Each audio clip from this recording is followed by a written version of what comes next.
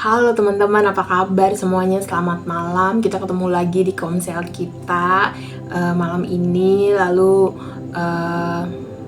aku juga mau ngucapin sama teman-teman selamat Paskah teman-teman. Tuhan Yesus sudah mengalahkan maut dan juga Dia sudah memenangkan kita teman-teman. Nah, sesuai dengan momen kita, masih momen-momen Paskah teman-teman, aku mau ajak teman-teman untuk kembali lagi, kita belajar sama-sama lagi tentang firman Tuhan yang sudah dibawakan oleh Pastor Joanna minggu lalu yang berjudul tentang Dia Menang.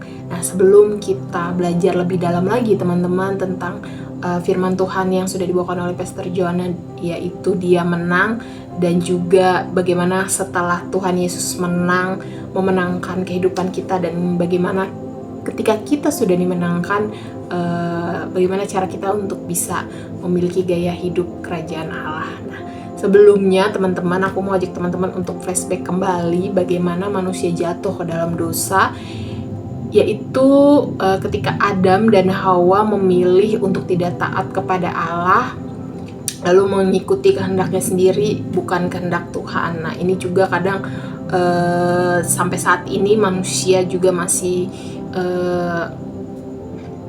mengikuti kehendaknya sendiri dan bukan kehendaknya Tuhan teman-teman. Bahkan bertanya sama Tuhan ini baik atau enggak pun manusia tidak pernah melakukan itu, dan sehingga akhirnya mereka jatuh ke dalam mungkin dosa mereka atau mungkin konsekuensi-konsekuensi yang kita sebagai manusia ternyata salah melakukannya teman-teman. Nah, setelah manusia jatuh ke dalam dosa, apa sih yang mereka atau yang kita alami lagi setelah kita jatuh ke dalam dosa, yaitu adalah hidup dalam kekalahan. Nah, ini adalah konsekuensi kita teman-teman ketika kita jatuh ke dalam dosa, yaitu hidup di dalam kekalahan, yaitu terpisah dari Allah, hubungan kita sama Allah itu rusak, dan juga berada di bawah dalam kuasa dosa, dan juga tidak sanggup menyelamatkan diri kita sendiri. Lalu setelah hidup di dalam kekalahan, ternyata begitu besar kasih Allah teman-teman sama kita. Allah tidak tinggal diam gitu saja, tetapi dia bertindak teman-teman, yaitu bagaimana Dia memberikan anaknya yang tunggal, Tuhan Yesus, untuk mati dan menebus kita. Bagaimana di Roma 3 ayat 23 teman-teman, bahwa semua orang telah berbuat dosa dan telah kehilangan kemuliaan Allah. Tetapi Allah di sini Dia tidak tinggal diam begitu saja. Di Yohanes 3 ayat 16, bagaimana kasihnya begitu besar, Dia langsung bertindak, yaitu Dia mengaruniakan anaknya yang tunggal, yaitu Yesus Kristus, supaya setiap orang yang percaya kepadanya tidak binasa, melainkan kita bisa tetap memperoleh kehidupan yang kekal itu teman-teman. Lalu setelah Tuhan mati dan menebus kita dari dosa kita, pada akhirnya ada yang namanya kebangkitan. Ternyata Tuhan gak stay di dalam kematian. 3 hari kemudian Tuhan Yesus bangkit dari dosa. Dan di Kisah Para Rasul adalah kisah berbagai macam kisah dari kebangkitan Yesus itu sendiri teman-teman, dimana kebangkitan itu adalah pusat dari iman kita, seperti yang Pastor Joanna bilang minggu lalu teman-teman.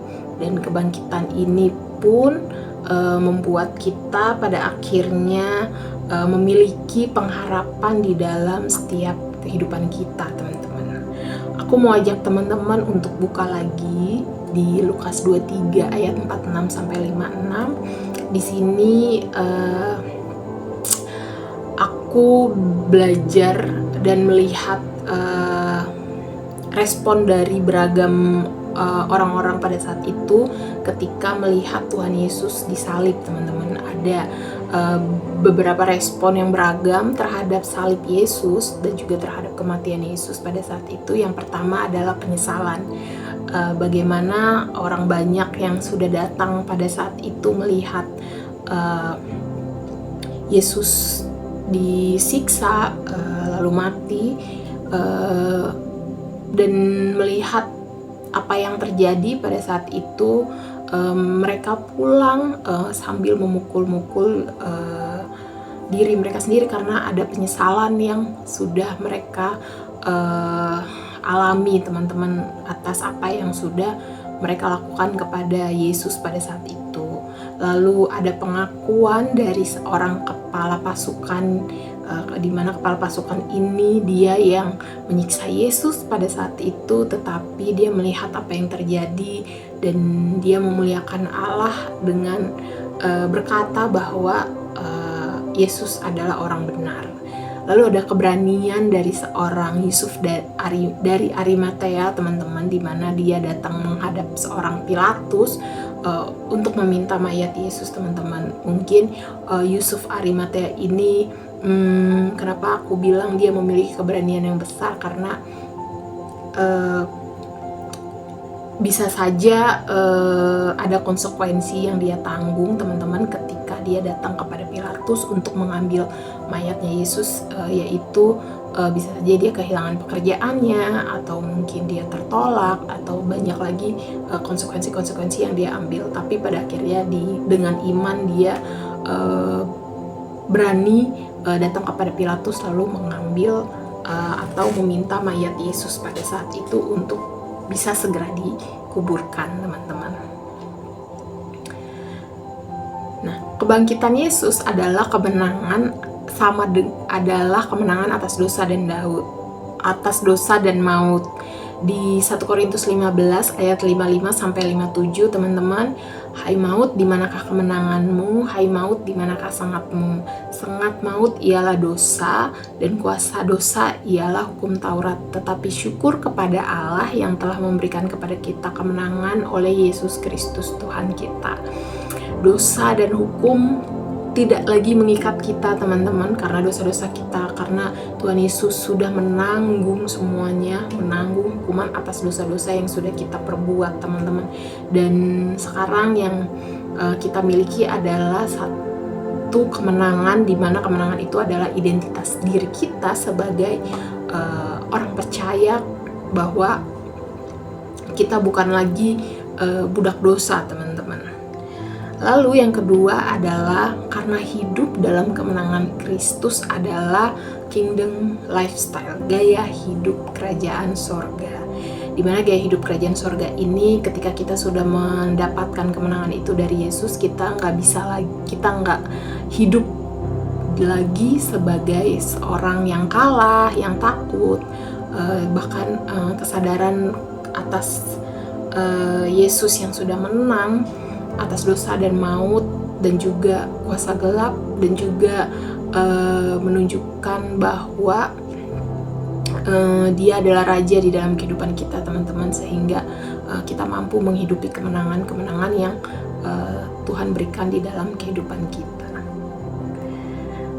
Bagaimana gaya hidup kita kalau kita sadar bahwa kemenangan yang kita hidupi adalah pemberian Tuhan, teman-teman?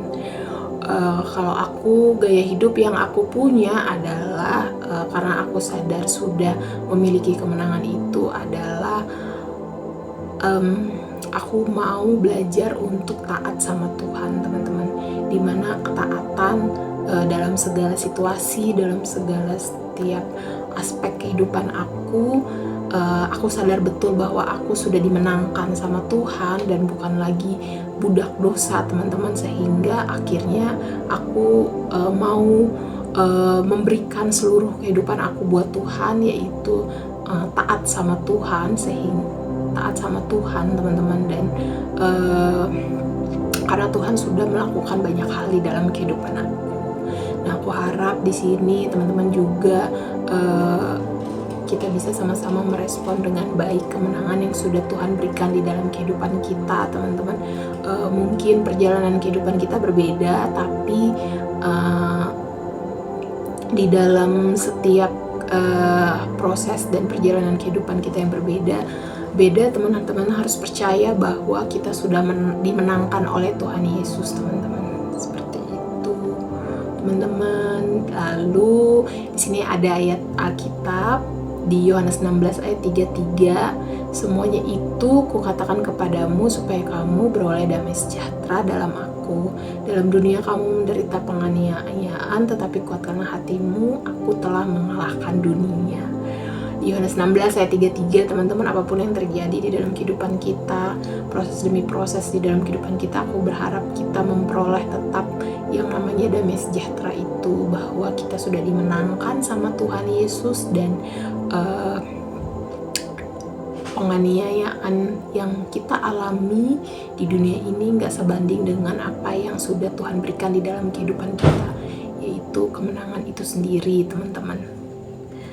Teman-teman, aku sudah selesai. Terima kasih.